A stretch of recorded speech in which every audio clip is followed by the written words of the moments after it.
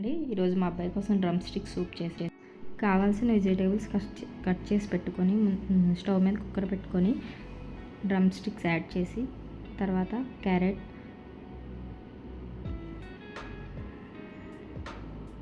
onion, tomato, coriander stems, moong dal,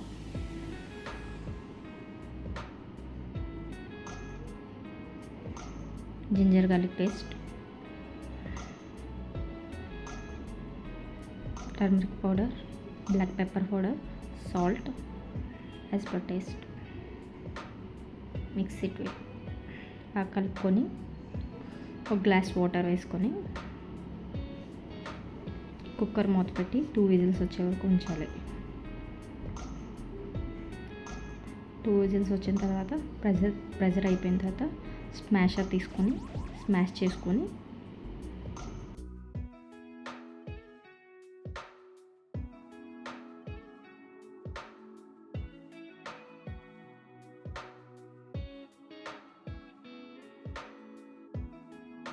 బాగా smash చేసుకొని